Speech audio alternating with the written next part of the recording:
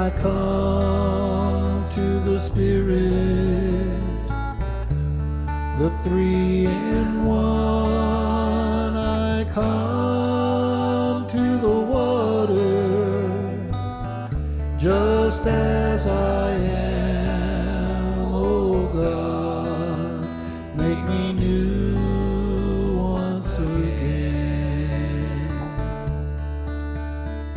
I've traveled so far from family and home. Well, good morning. Welcome to Fridays with Francis. I know it's hard to believe, but it's the 10th of December. That means we're just a couple of weeks away from Christmas Day. Yeah, we're almost to the end of another year. Unbelievable. Well, I wanted to remind you as we got started to please hit like and subscribe as we continue on this journey together. And I thought I would just share with you an observation that I had this week. I was wondering about the Christmas music. You know, we've been listening to Christmas music probably now for about 10 months. Well, it's probably not quite that many months, but sometimes it seems that way. And I was wondering which song of all the songs we listen to every year at Christmas is the number one Christmas song of all time. I thought I knew the answer, but I couldn't make up my mind. I wasn't sure if it was Silent Night or White Christmas. So I did a little research, and lo and behold, I discovered that White Christmas is the number one song, and Silent Night is the number two. And an interesting little feature in all of that is the Bing Crosby version of White Christmas is number one, and the number two Silent Night is also Bing Crosby's version. So just a little piece of information. I'm sure you can find resources that give a different finding, but that's what I discovered. And it set my mind to thinking on a couple of things. How many times do we find ourselves approaching Christmas and we either in our mind or in a conversation might say something about the hope that we have that we'll have a white Christmas. Somehow it seems to be that's the dream we all have. It captures for us a sense of nostalgia and beauty and just seems to go with the season somehow. In my lifetime, which is a considerable number of years now, I don't remember very many white Christmases. I remember one in particular, however. It was 1989. It was the year that my mother had died. She died in January of that year, and then as Christmas approached in December, we got a huge snowstorm all along the eastern seaboard. It was the first time that we ever found ourselves in a situation where we were unable to travel and be with family at Christmas. It took quite an adjustment, to say the least. Our custom had been to gather with family on either Christmas Eve or Christmas night. We happened to be close enough to make that journey without too much of a problem. We were about an hour and a half away from family, but on this particular Christmas, the snow was so tremendous we were not able to make that journey. We tried to figure out what we were going to do and how we would still celebrate Christmas and make it special for the kids. We canceled the Christmas Eve service because no one was able to get around, and so we made arrangements for all of the kids to go to their rooms and come up with a Christmas song that they could play on the band instrument. And then I played one on the guitar, Gail played one on the piano, and we came together and we did our own Christmas candlelight service at home.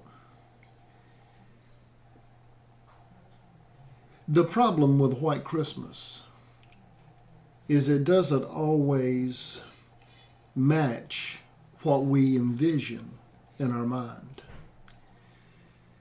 All of the warm fuzzies that are associated with it are not always necessarily there.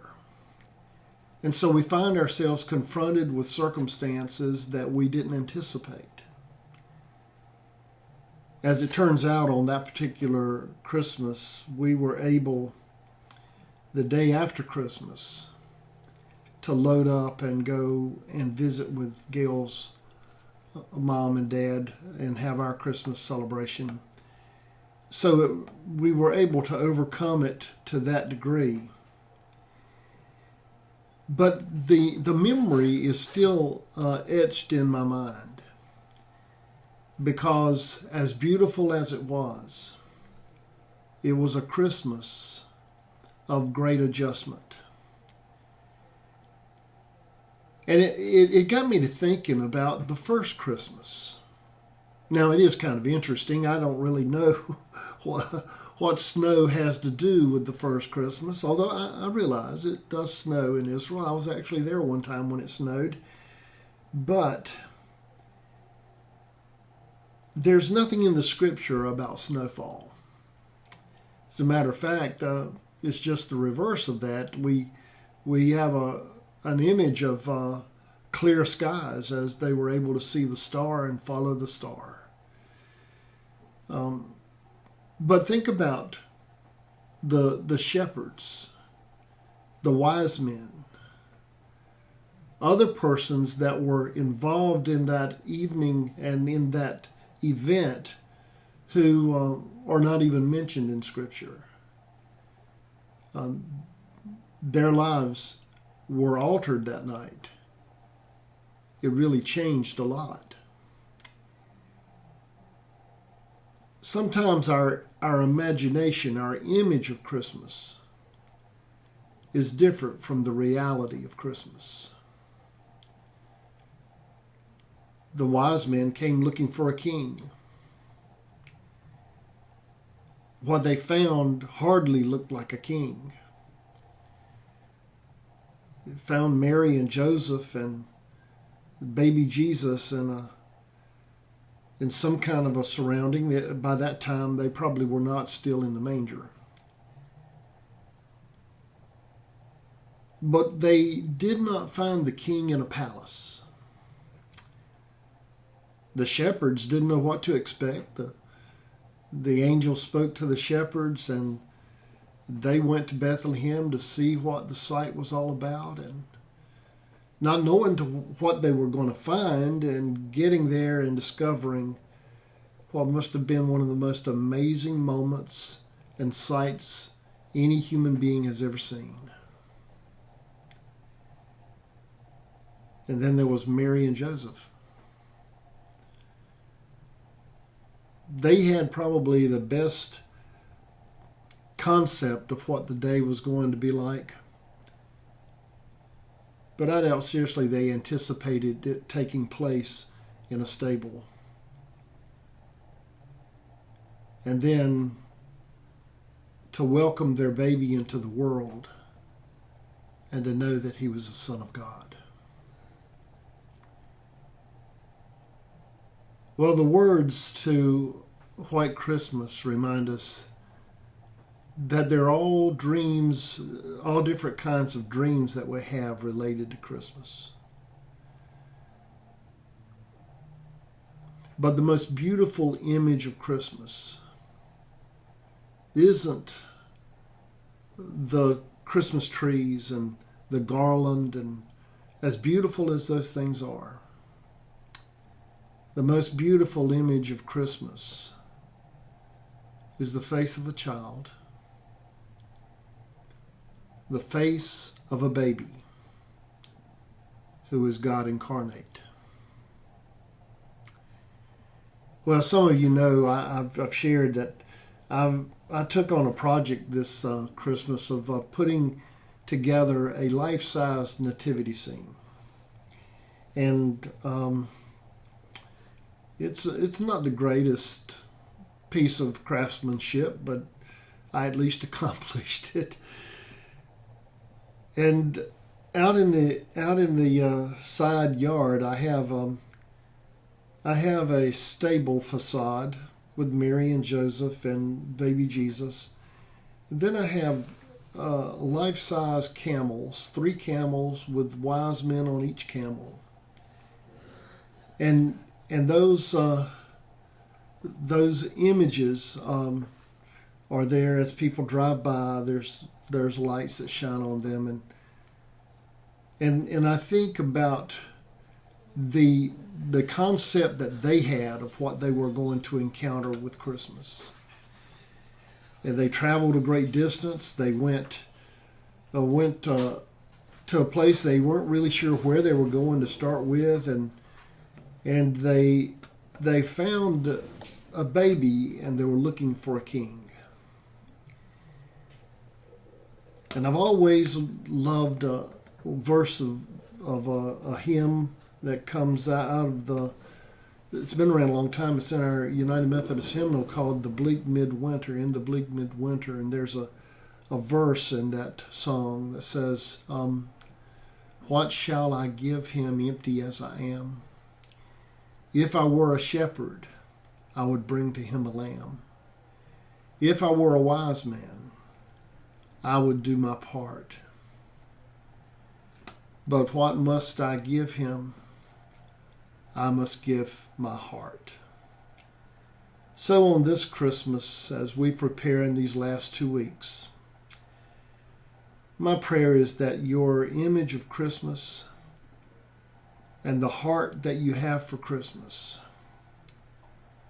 might be as meaningful as it was on that first Christmas for those who found surprises and were drawn into a drama unfolding that changed all of human history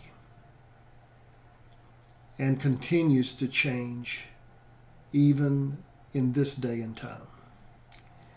Well, that's my thought for this 10th of December.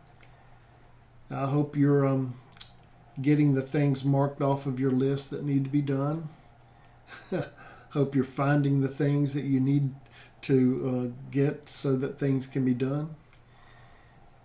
And I look forward to being with you again next week as we prepare for another Fridays with Francis. Well, you go in peace. Go with God.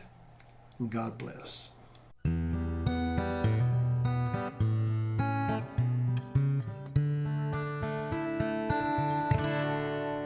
I come to the Father, I come to the Son, I come to the Spirit, the 3 in 1. I come to the water, just as I am, oh God. Make me new.